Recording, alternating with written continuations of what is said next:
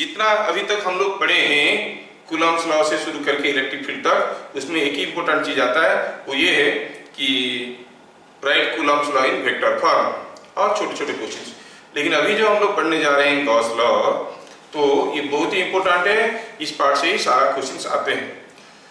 तो जो scientist Gauss थे, तो उनको ये लॉ कैसे सूझा, उनके दिमाग में कैसे आया, वो किस सिरे से सोचे कि उनको एक लॉ मिल गया।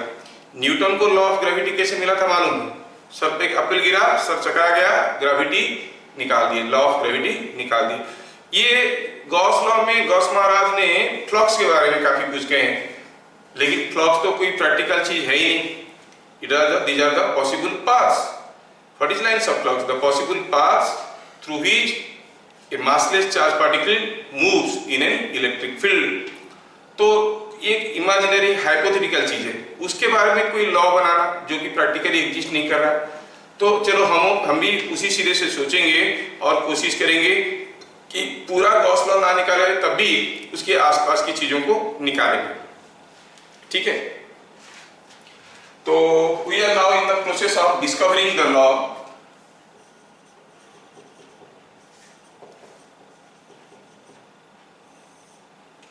पहला चीज हुआ,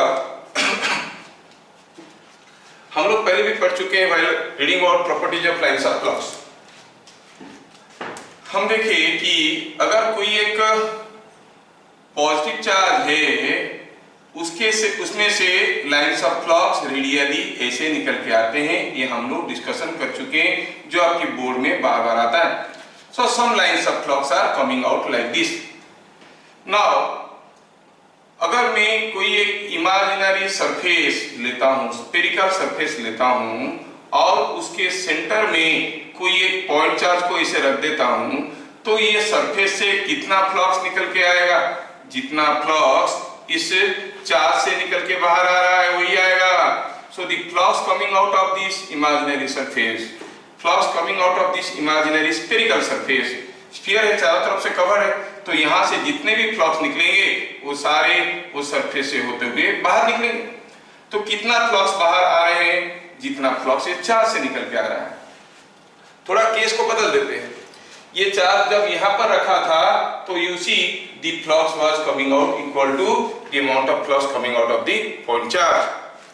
Suppose हम कहेंगे कि ये कोई एक स्फेरिकल सरफेस, इमेजिनरी सरफेस है, लेकिन अभी वो पॉइंट चार्ज को हम सेंटर में कहीं यहीं रखे हैं। क्या कोई मुझे गेस करके बता सकता है?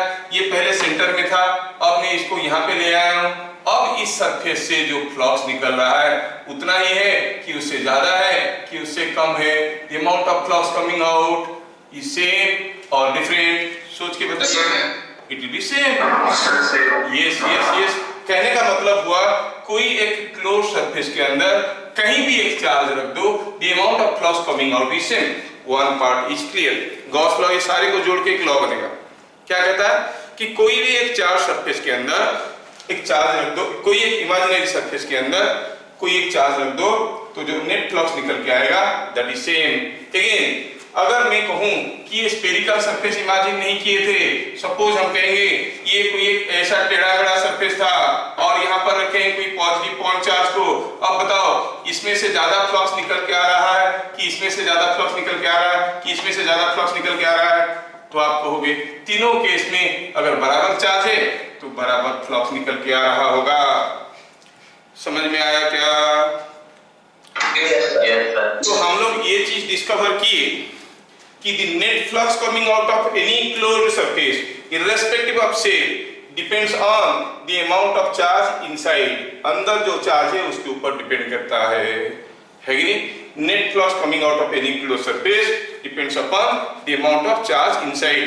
वो सरफेस कितना बड़ा है, कितना छोटा है, किस शेप का है, स्फेरिकल है कि कोनिकल है कि कोई आर्बिट्रेरी शेप का है, उससे हमें कोई फर्क नहीं पड़ता। तो हमें जो समझ में आया उसको हम लोग लिखते जाएंगे, हमें जो समझ में आया उसको हम लोग लिखते जाएंगे। So from our discussion that is not Gauss law. What is Gauss law will come, हम लोगों को जो चीजें समझ में आया वो सारे को कंबाइन कर देंगे, वो गॉस लॉ बन जाएगा। तो क्या लिखे कि नेट फ्लक्स कमिंग आउट, तो पहले नेट फ्लक्स कमिंग आउट का डेफिनेशन कर लेते हैं। फ्लक्स पहले कुछ टर्म्स की टर्म्स ले लेते हैं तो समझाने के लिए आसान होगा। Flux associated with any closed surface is nothing but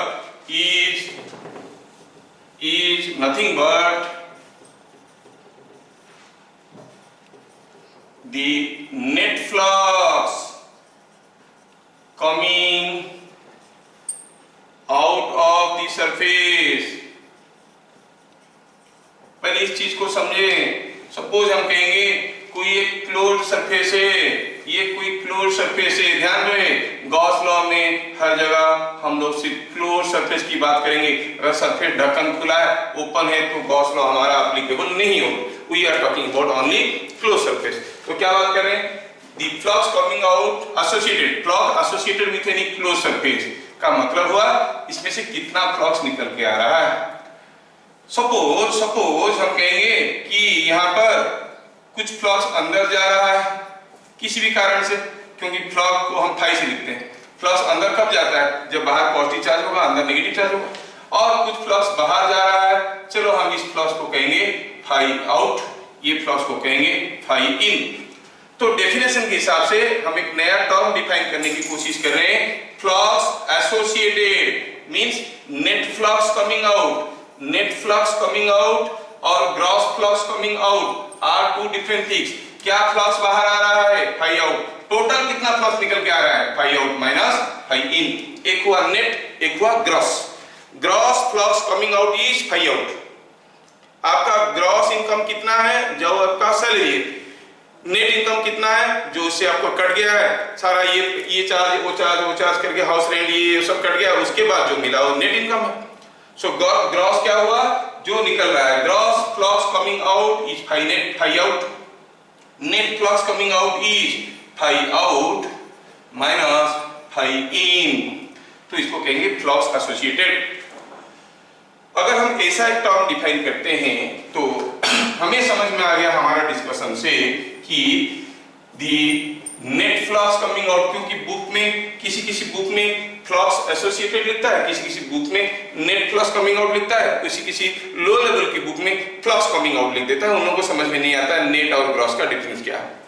Gauss law को लेके इवन एनसीईआरटी बुक में भी many confusions are there, many wrong statements are there. आप लोग बच्चे हो तो आप लोगों को निपटा देते हैं, लेकिन जेईई में हमको वो सारा करेक्शन करके आगे बढ़ना पड़ेगा। यहाँ पे भी मैं बता दूंगा what are the wrong things in that. तो क्या देखें, the net flux coming out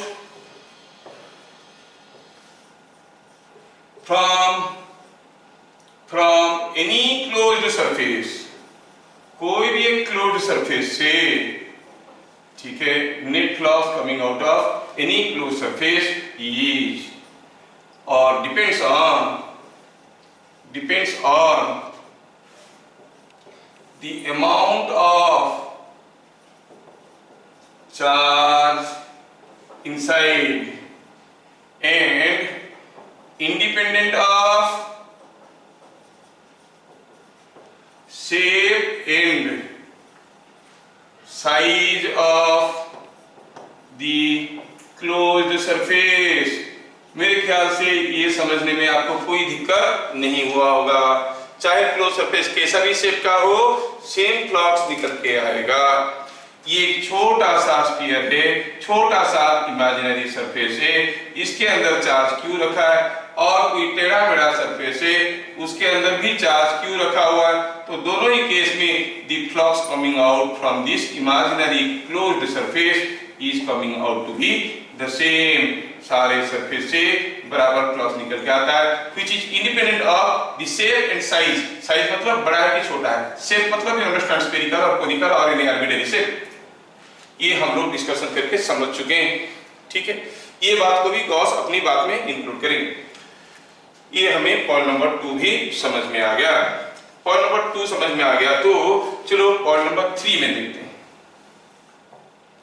point number 3 में देखेंगे, सपोज हम कहेंगे कि यहाँ पर कोई एक पॉजिटिव चार्ज है और चलो मानते हैं कि यहाँ पर कोई एक नेगेटिव चार्ज है, और हमें मालूम है कि जो लाइंस ऑफ फ्लक्स है वो पॉजिटिव चार्ज से निकलता है और नेगेटिव चार्ज पे खत्म हो जाता है। ये तो सबको मालूम है, कोई नई चीज तो है नहीं, है ना। The lines of flux are all going like this। अब मैं क्या करता हूं, अपनी मर्जी से कुछ इमेजिनरी सरफेस को इमेजिन लूंगा। मैं सपोज कहता हूं कि ये कोई एक सरफेस है, क्लोज सरफेस है, नाम हुआ S1। ये कोई एक क्लोज सरफेस है, नाम हुआ S2। ये कोई एक क्लोज सरफेस है, नाम हुआ S3। ऐसे करके 3 सरफेस में ले रहा हूं, ठीक है। यहाँ पर एक पॉजिटिव चार्ज था, यहाँ पर एक नेगेटिव चार्ज था। चलो मानते हैं कि यहाँ पर प्लस क्यू था, यहाँ पर माइनस क्यू था और बात कुछ ऐसे था। तो ये क्लोज सरफेस S1 के अंदर प्लस क्यू चार्ज है, ये क्लोज सरफेस S2 के अंदर माइनस क्यू चार्ज है और यहाँ पर तो कोई चार्ज नहीं। अब अगर ये फिगर को हम ध्यान से देखेंगे और हम निकालने की कोशिश करेंगे what is the flux associated with all these 3 closed surfaces, तो चलो देखते हैं कि क्या समझ में आ रहा है। थोड़ा ध्यान से देखना। अगर आप गॉस लॉ को खुद एक बार समझ लोगे, डिस्कवर कर लोगे, फिर लॉ को हजम करना कोई मुश्किल बात तो होगा नहीं। अभी तक हम लोग एक स्टेटमेंट देख चुके हैं, ये भी गॉस लॉ का एक पार्ट है। हम लोग गॉस लॉ को ऑल टुगेदर पूरा लॉ की फॉर्म में लिखेंगे, लेकिन उससे पहले हम सारा पार्ट को उसका समझने की कोशिश करें। एज शोन इन फिगर, ठीक है। तो आप कहोगे कि net flux coming out of the closed surface S1 is equal to net flux coming out of the close surface S1। कैसे निकालते हैं net flux? Phi out minus phi in, you know phi out minus phi in. क्या इसके अंदर कोई flux जा रहा है? नहीं, सारा तो निकल रहा है। मतलब phi out is there but phi in is 0, तो इसका मतलब क्या है? पॉजिटिव है। Net flux coming out of the close surface is positive. अच्छा, close surface S1 is positive. The close surface S2, close surface S2 से क्या flux निकल के आ रहा है? तरीका तो वही है, फाई आउट माइनस फाई इन। लेकिन क्या देख रहे हैं, यहां से कोई फ्लक्स निकल रहा है क्या? नहीं, सारे तो घुस रहे हैं। Only phi in are there, है ना। फाई इन है लेकिन कोई फ्लक्स बाहर नहीं निकल रहा है, मतलब क्या है? नेगेटिव। कितना इंटरेस्टिंग है ये, कितना इंटरेस्टिंग है। हम देख रहे हैं पॉजिटिव चार्ज है, net flux coming out positive है, नेगेटिव चार्ज है, net flux coming out negative है। और S3 के लिए सोचो तो और भी इंटरेस्टिंग है।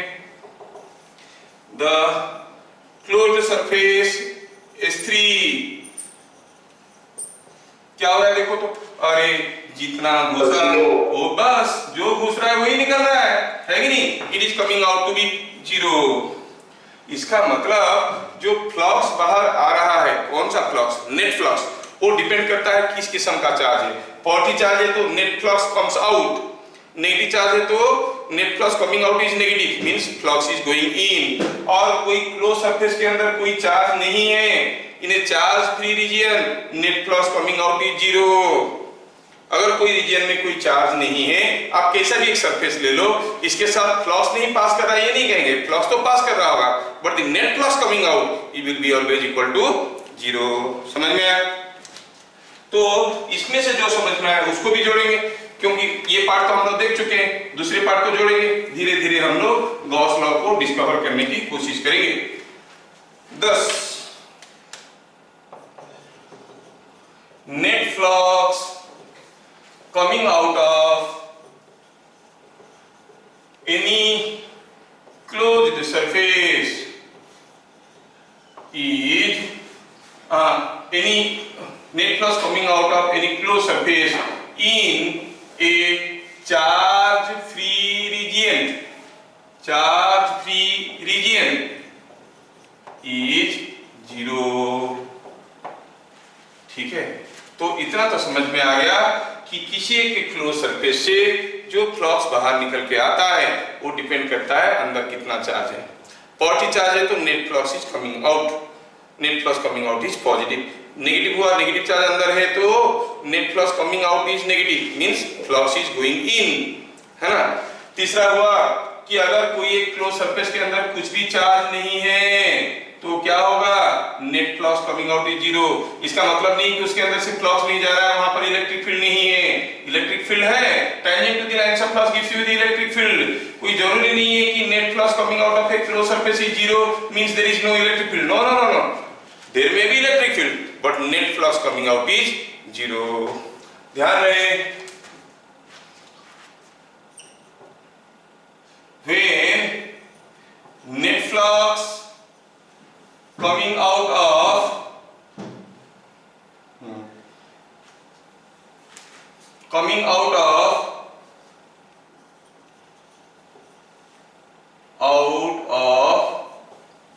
पहले स्टेटमेंट को थोड़ा देर में लिखेंगे तो और बेहतर मैं समझा पाऊंगा और एग्जांपल के साथ। दो चीज आपको समझ में आ गया।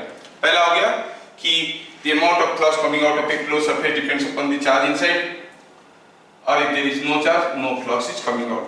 ये दोनों स्टेटमेंट को जोड़ के गॉस लॉ आता है। गॉस लॉ को पूरा डिस्कवर करना मुश्किल है, क्योंकि गॉस लॉ में बताया जाएगा कितना फ्लक्स निकल के आता है, how much amount of flux is coming out. हमें ये पता चल गया कि निकलता है कि अंदर जा रहा है, लेकिन कितना फ्लक्स निकल के आ रहा है वो गॉस लॉ का खूबी है। तो गॉस लॉ क्या कहता है, पॉइंट नंबर 4 में लिखेंगे। गॉस लॉ क्या कहता है, पहला हुआ the law क्वांटाइजेस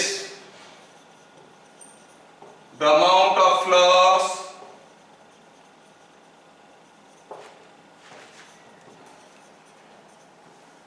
coming out of any closed surface, closed surface। तो गॉस लॉ क्या करता है, it quantizes the amount of flux coming out of any close surface. It quantizes the amount of flux coming out of any close surface का मतलब हुआ it is able to measure how much amount of flux is coming out. But this is not the law. Law क्या करता है ना, law ये करता है, लॉ का स्टेटमेंट क्या है, लॉ का स्टेटमेंट कहता है net flux coming out of net flux coming out of any closed surface, any closed surface is numerically equal to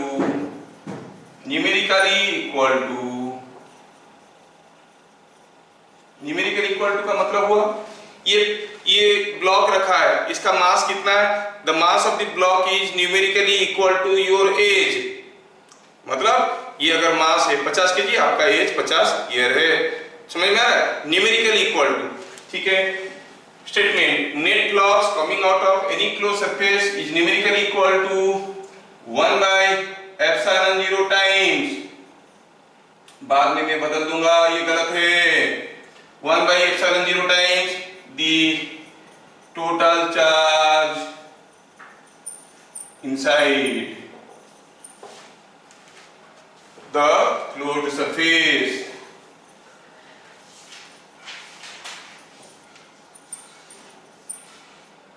ठीक है, मैं क्या बोला, 1/ε0 टाइम्स, बदल दूंगा क्यों, अभी बदल देता हूं, I will write 1/ε times, that's all। तो मेरा काम हो जाएगा। when you write ε0 क्या है कि you are talking about the charge particles in air or in free space।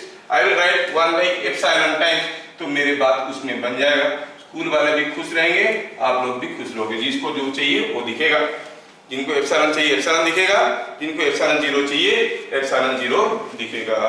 हमारे टीचर एक ऐसे थे, बोल रहे थे कि कहीं अगर E और I का कंफ्यूजन हुआ तो आप कॉन्फिडेंटली E लिख दो, उसके ऊपर डॉट लगा दो, जिसको I चाहिए I दिखेगा, जिसको E चाहिए E दिखेगा, नहीं तो ऐसे कर लो। तो हम इसलिए एप्सिलॉन लिख दिए, जबकि आपकी बुक में क्लियरली लिखा है 1/ε0 टाइम, जो कि एक एब्सोल्यूट गलत चीज है। सही क्या है वक्त आने पर आगे आगे बताया जाएगा, क्योंकि इससे काफी चीज बुक में लिखता है तो 1/ε0, न्यूमेरिकल करते वक्त कुछ दूसरा ले लेते हैं, ठीक है ना। ठीक है, तो एनसीईआरटी सब एनसीईआरटी तो इंसान ही लिखा है, एनसीईआरटी को थोड़ी भगवान वेद में लिखा है, तो एनसीईआरटी में भी काफी +2 छोटे बच्चों के लिए सारी चीज उल्टा पुल्टा लिख देते हैं, बड़े हो जाओगे तो पता चलेगा कि नहीं ये जो पढ़ रहे थे बचपन में अलग था। क्लास 1 में पढ़ाते कि नहीं पढ़ाते, सूरज पूरब से उगता है पश्चिम में डूबता है, बड़े होते तो पता चलता नहीं सूरज अपनी जगह है, earth is spinning about its own axis from west to east, है कि नहीं। छोटे बच्चों को बताओगे तो बोलेगा कैसे घूम रहा है, मैं तो खड़ा हूं, घूमता तो मैं गिर जाता, घूम तो नहीं रहा। He will make arguments, Pritish will now make argument, so for that you can write F1/ε0। थोड़ी देर के बाद पता चल जाएगा कि क्या है डिफरेंस। हाँ, तो हम बात कर रहे थे कि 1/ε times total charge inside the charge close surface. क्या है इसका एक्सप्लेनेशन कहता है, अगर हम कहेंगे कि ये कोई एक क्लोज्ड सरफेस है S, इसके अंदर कोई चार्ज है Q1, कोई दूसरा चार्ज है -Q2, कोई तीसरा चार्ज है Q3, तो there are 2 charges inside and 1 charge outside. The net flux coming out of the closed surface, ये ध्यान रखना, closed surface S is equal to S is given by phi associated, book में खाली phi लिख देता है, you call it phi, no problem. Phi associated is equal to Q inside by epsilon। क्योंकि आज हम लोग बोर्ड की क्लास कर रहे हैं, इसको लेके चलेंगे, लास्ट में इसको मॉडिफाई करेंगे जब जरूरत पड़ेगा। Q in by epsilon 0, तो हम कहेंगे इट इज Q in। देखो यहाँ पर Q1, Q2, Q3 है, लेकिन हमें यहाँ से नेट फ्लक्स कितना निकल के आ रहा है जानने के लिए सिर्फ इसके अंदर क्या है चार्ज देखना है, बाहर वाले चार्ज को नहीं देखना है। You need not consider the charge outside the close surface, चाहे कितने भी पास हो कोई फर्क नहीं पड़ता, आपको देखना है सिर्फ अंदर कितना चार्ज है, कितना Q1 - Q2, अंदर है Q1 - Q2 by ε0। ये हो गया गॉस लॉ, ठीक है। लॉ कहता है the net flux coming out of any close surface is equal to charge within the surface by ε0। Board level में मैं बार-बार ε0 बोलने के बाद बोर्ड लेवल बोलता हूं, क्योंकि मेरे को तो हजम नहीं हो रहा ये ε0 बोलना, ठीक है। आगे चल के देखेंगे चीज क्या है। खैर गॉस लॉ, आप अगर स्टेटमेंट आया लिखने के लिए एग्जाम में तो आप ऐसे लिखोगे, what is Gauss law? The net flux coming out of any closed surface is numerically equal to 1/ε0 times the total charge inside the closed surface। कोई क्लोज सरफेस के अंदर जो टोटल चार्ज है उसके ऊपर डिपेंड करेगा। तो यहां तक हमें गॉस लॉ समझ में आया। पॉइंट नंबर 5 में मैं गॉस लॉ को जस्टिफाई वेरीफाई करने की कोशिश करूंगा। Law means something which can not be proved, law means something which can be verified, जिसको हम वेरीफाई कर सकते हैं। कोई भी स्टेटमेंट कोई कुछ बोला आपको, वो सही बोल रहा है कि गलत बोल रहा है जानने की 2 तरीका हुआ। एक तो वह प्रूफ करो कि ऐसे हो रहा है, प्रूफ नहीं कर पाया तो वेरीफाई करो ऐसा होता है, हाँ देखो ऐसे होता है। 2 masses attract each other, proof करो, प्रूफ कैसे करेंगे, हाँ वेरीफाई कर सकते हैं कि जब 2 मास को रखेंगे वो दोनों एक दूसरे को अट्रैक्ट कर रहे हैं। Coulomb's law, 2 charges repel each other, proof करोगे रिपेल करेंगे, कैसे प्रूफ करोगे, you can experience because this is a law of nature. Law of nature का हिंदी ट्रांसलेशन हुआ भगवान की माया है। You can not prove why it happens, no one knows what it happens. See 2 charge रखे एक दूसरे को रिपेल कर रहा है।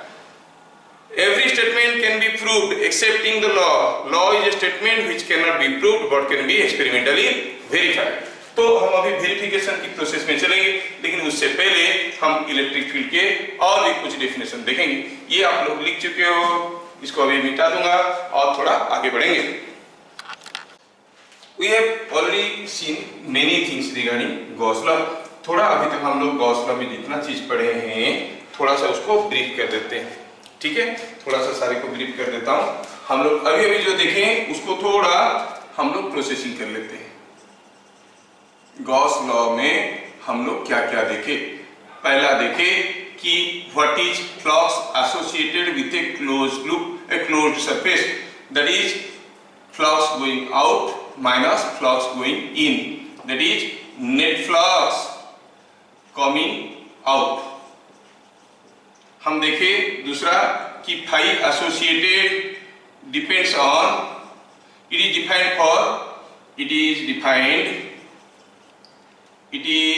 defined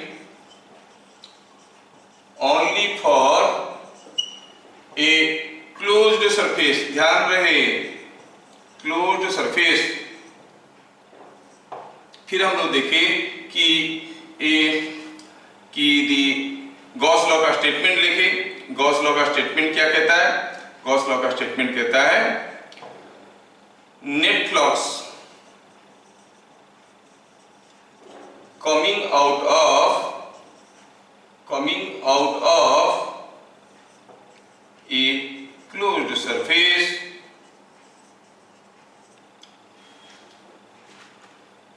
is numerically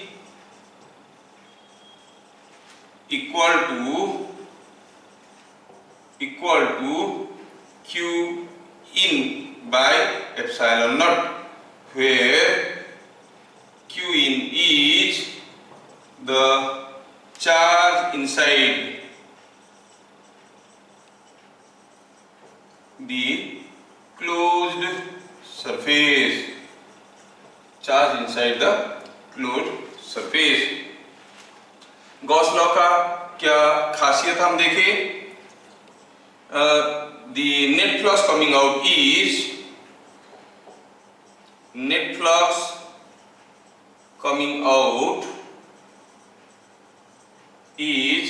independent of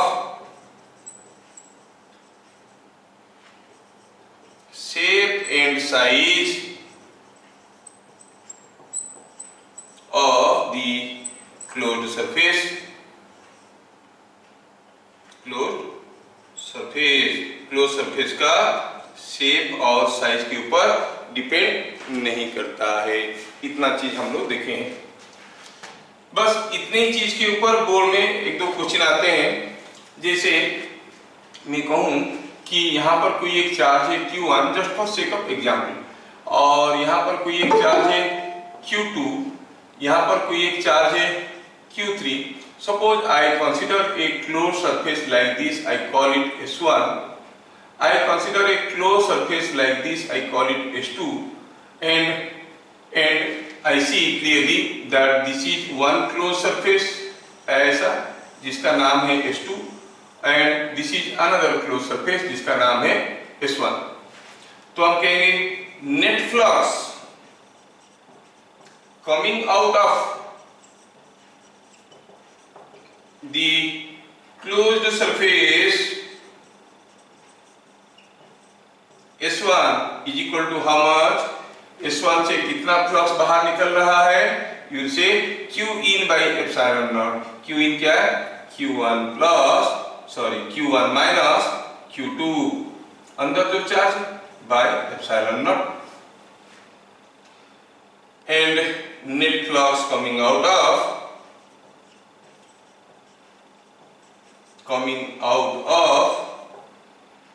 the closed surface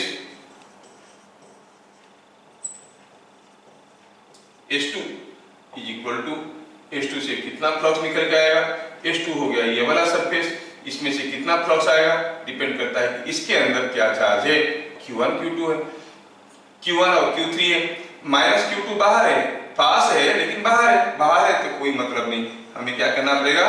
Q1 plus Q3 by epsilon naught. This is the flux coming out of the two surfaces. Last class हम लोग इतने सारे डेफिनेशन और क्लैरिफिकेशन देख चुके हैं, नहीं? अब इसको हम आगे बढ़ाएंगे, ठीक?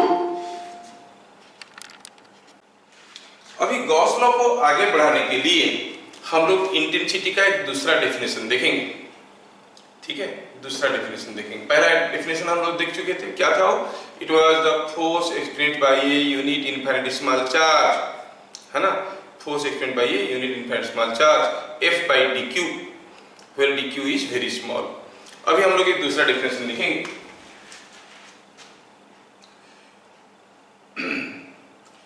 Electric field intensity at A point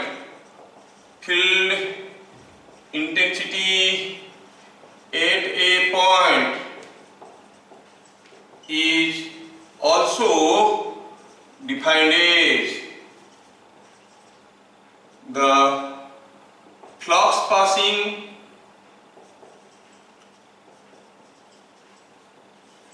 or unit normal area at that point,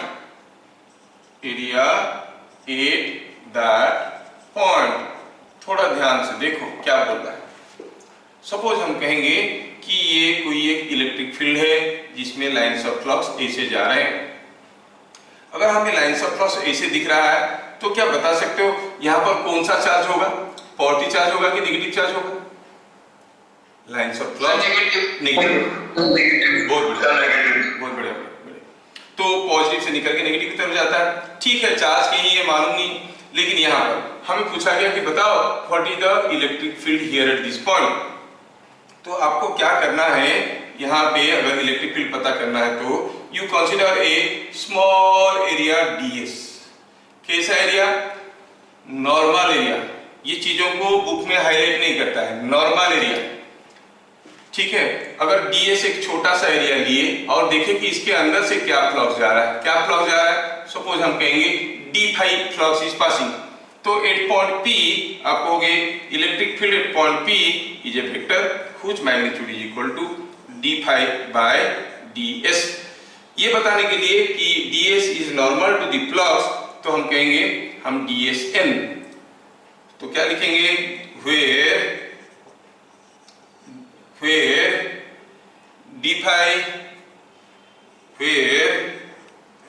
d5 is equal to flux passing through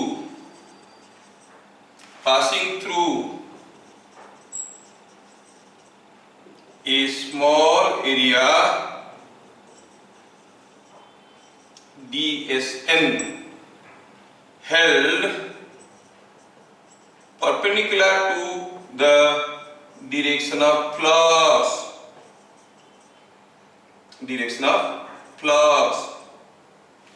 तो जो नया डेफिनेशन लिए, नया डेफिनेशन के हिसाब से इलेक्ट्रिक फील्ड का मैग्नीट्यूड तो निकालना हमें आ गया। डायरेक्शन ऑफ ई क्या है? डायरेक्शन ऑफ ई हम पहले से जानते हैं, is tangent to lines of flux. ठीक से बढ़िया से समझ लेना। तो अगर हमें किसी एक केस में, जो हमें समझ में आया, किसी एक रीजन में अगर हमें पूछा गया इलेक्ट्रिक फील्ड का मैग्नीट्यूड देखना है और डायरेक्शन देखना है। Magnitude is the amount of flux passing पर unit normal area. Magnitude is the amount of flux passing through unit normal area. Direction is tangent to the lines of flux. Direction of electric field is tangent to the lines of flux. Magnitude is amount of flux passing through unit area। थोड़ा सा खाली आपको समझ में आया कि नहीं आया जानने के लिए मैं आपको एक छोटा सा एग्जांपल दूंगा। अब बताओ कि किसी जगह ऐसा एक मैग्नेटिक फील्ड है, सॉरी इलेक्ट्रिक फील्ड है। आपको कोई अगर पूछेगा ये पॉइंट है A और ये दूसरा पॉइंट है B, दोनों में से which point has more magnitude of A? E का मैग्नीट्यूड कहां पर ज्यादा है, A में कि B में? छोटा सा एरिया लेंगे, ज्यादा फ्लक्स कहां पर जाएगा, A में जाएगा कि B में जाएगा? कहां पर जाएगा? ऑब्वियसली A में जाएगा। सो EA is more than EB। इसका मतलब when the lines of flux are close to each other, electric field is more. When the lines of flux are away from each other, electric field is less। ये चीज समझ में आया? तो क्या conclusion हुआ? When lines of flux are close to each other, E is more। चलिए example की थ्रू से हमें जल्दी जल्दी समझ में आ जाता है। E का डेफिनेशन हम देख चुके हैं, इस फ्लक्स पासिंग पर यूनिट नॉर्मल एरिया, उसी डेफिनेशन को यूज कर रहे हैं। अच्छा, तो अगर हम पूछेंगे out of following cases identify the uniform electric field explanation. अब uniform explanation, uniform electric field का मतलब क्या हुआ? हर जगह बराबर इलेक्ट्रिक फील्ड होगा। हर जगह बराबर इलेक्ट्रिक फील्ड होगा तो हम कहेंगे uniform electric field. Uniform motion means constant velocity motion. Uniform acceleration motion मतलब constant acceleration motion. A room is uniformly coloured मतलब हर जगह बराबर कलर हुआ है। तो आपको अभी मैं कुछ इलेक्ट्रिक फील्ड दिखा रहा हूं, आपको बोलना ये है कि इनमें से कौन सा यूनिफॉर्म इलेक्ट्रिक फील्ड है और कौन सा नहीं है विद एक्सप्लेनेशन। मैं आपको कुछ इलेक्ट्रिक फील्ड ध्यान से दिखा रहा हूं, ध्यान से देखना, ये बहुत इंपॉर्टेंट है। तो suppose I give you an electric field like this,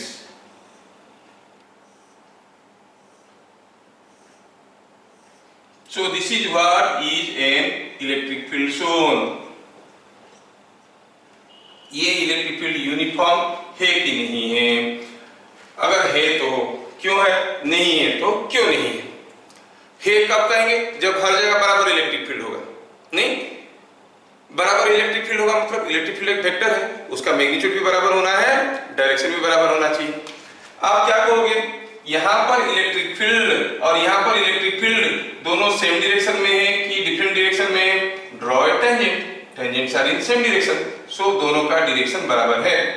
लेकिन अगर यहां पर हम छोटा सा एरिया लेते हैं, ज्यादा फ्लक्स पास कर रहा है, यहां पर उतना ही एरिया लेते हैं, कम फ्लक्स पास कर रहा है, मतलब क्या हुआ कि E at every point has same direction but different magnitude। तो हम क्या कहेंगे? Direction of E is same everywhere but magnitude is different। तो क्या कहेंगे? सो ये क्या हो गया? Non uniform electric field. मेरे ख्याल से मैं सबको समझा पाया हूं। आगे की चीज देखने के लिए let me show you some more figures. अगर हम कहेंगे ऐसा कोई एक इलेक्ट्रिक फील्ड है, ध्यान से देखना, बड़ा इंटरेस्टिंग है, बड़ा इंपॉर्टेंट है, मैं पूरा धीरे धीरे जा रहा हूं, आप लोग प्लीज कोऑपरेट करो, force yourself to understand, don't compromise. ठीक है, मैं कोई एक दूसरा इलेक्ट्रिक फील्ड दिखा रहा हूं, ये ऐसा है,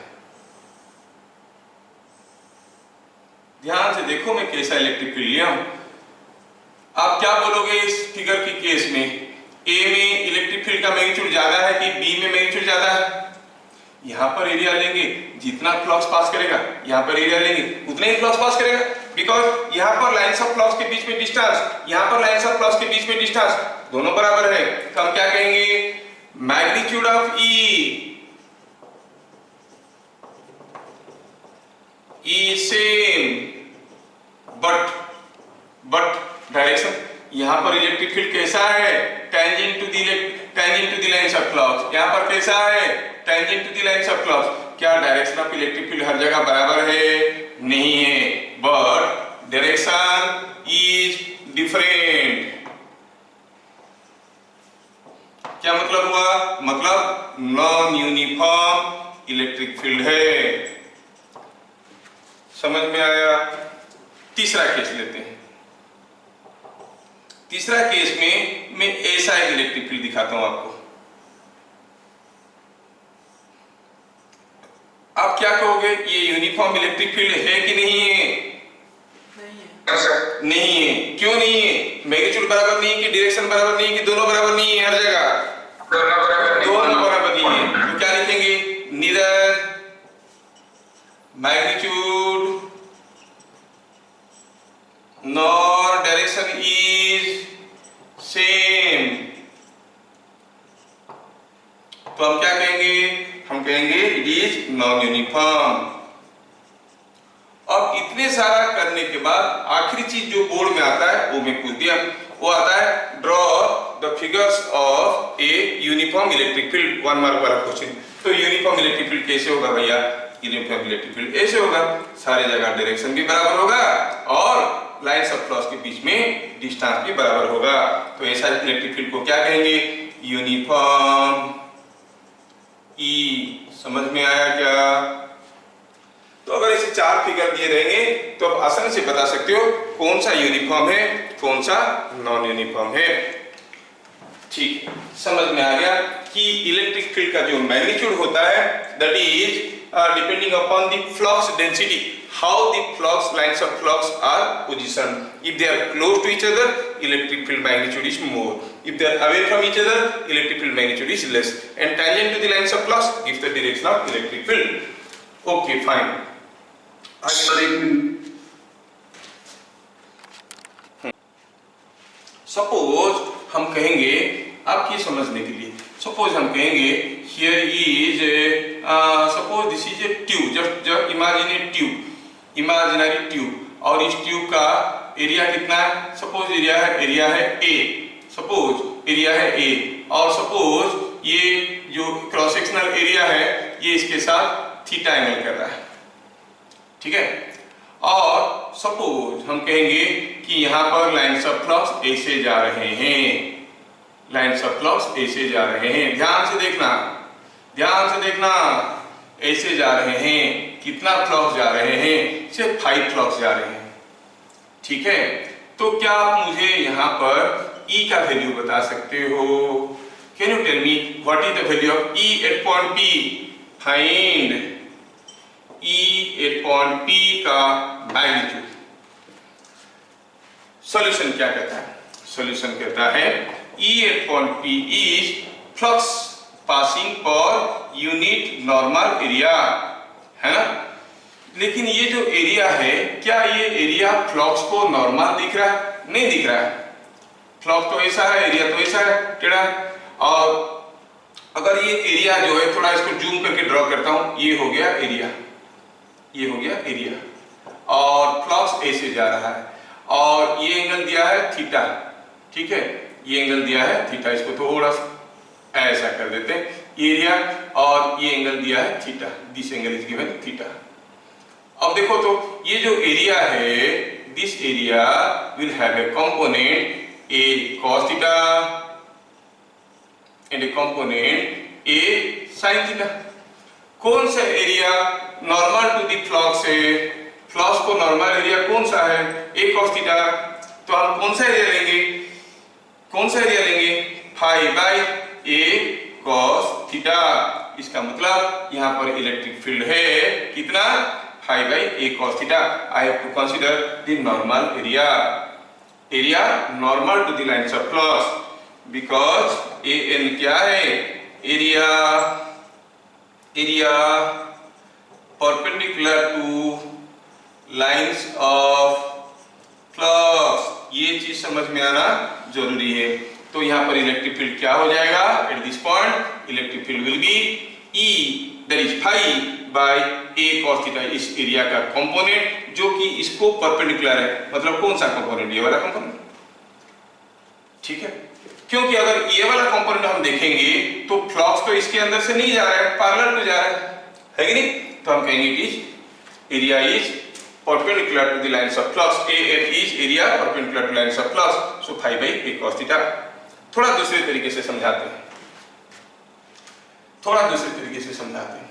सपोज हम कहेंगे यहाँ पर कोई एक एरिया A है, दिस एरिया इज A। ध्यान से देखना, मैं धीरे धीरे गॉस लॉ की तरफ जा रहा हूँ। गॉस लॉ खत्म नहीं हुआ है। जैसे कूलम्स लॉ का एक वेक्टर फॉर्म था, गॉस लॉ का एक इंटीग्रल फॉर्म है, ठीक है। वो इंटीग्रल फॉर्म जानना जरूरी है। सपोज ये एक एरिया है A और यहाँ पर इलेक्ट्रिक फील्ड दिया है E। Suppose if E is electric field at P, find flux passing through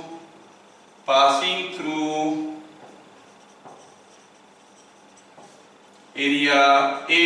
बताओ इस एरिया के अंदर से कितना फ्लक्स जा रहा है? बड़ा खतरनाक क्वेश्चन हो गया। Flux passing through this area. आप जानते हो कि एरिया इज ए वेक्टर। अगर ये एक एरिया है, ये एक वेक्टर है, एरिया का डायरेक्शन क्या होता है? नॉर्मल टू दी एरिया, ऐसे होता है। ये होता है डायरेक्शन ऑफ एरिया। तो आप कहोगे एरिया का डायरेक्शन क्या हुआ? This is the direction of area, है कि नहीं। और अगर हम कहेंगे कि ये अगर थीटा है, ये एंगल अगर थीटा है, तो हम क्या कहेंगे, E will have two components. Solution कैसे करेंगे, सॉल्यूशन कैसे करेंगे, हमारा जो E ऐसे था, that E has got two components, एक component like this, एक component like this. देखो ये कंपोनेंट कौन सा है, ये एंगल तो अगर थीटा नहीं है तो हम इसको कहेंगे E cos थीटा, और ये कंपोनेंट को क्या कहेंगे, it will B E sin theta. अच्छा, अगर E cos थीटा वाला कंपोनेंट नहीं होता, इलेक्ट्रिक फील्ड कैसे होता, पैरेलल टू द एरिया। क्या ये इलेक्ट्रिक फील्ड के चलते कोई फ्लक्स एरिया के अंदर से जा रहा है, नहीं, वो तो पैरेलल जा रहा है। मान लो ये बोर्ड एक एरिया है, electric field is like this, if electric field is like this, if electric field is like this,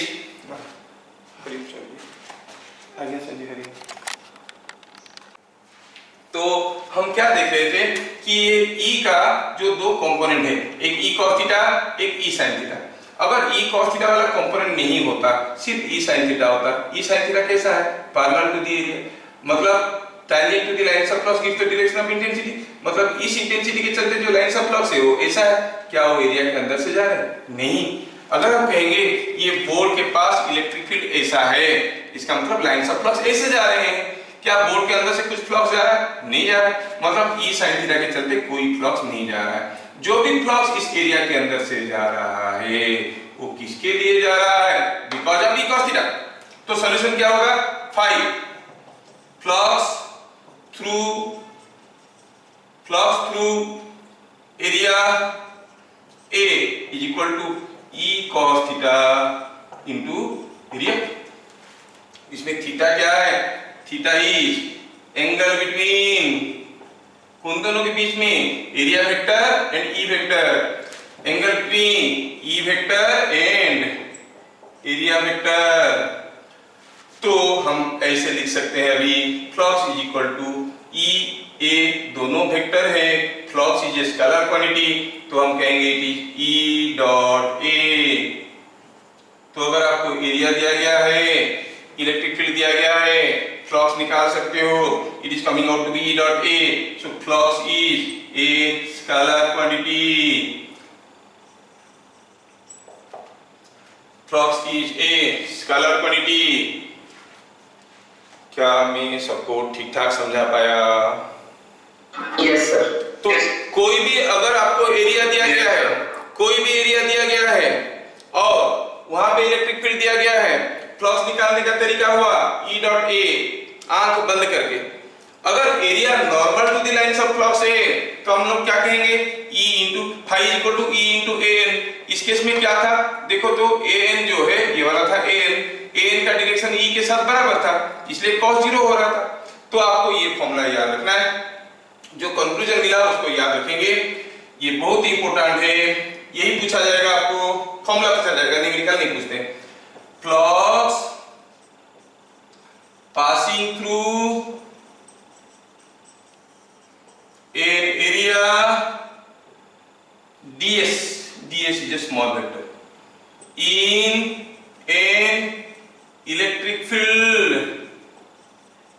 E is d phi flux is a scalar quantity, it is E dot ds। ये आपको समझ में आना जरूरी है and you can treat it as important. इसको मैं use करूंगा गॉस लॉ को समझाने के लिए। हाँ, समझ में आया? Sir please explain the above numerical once again।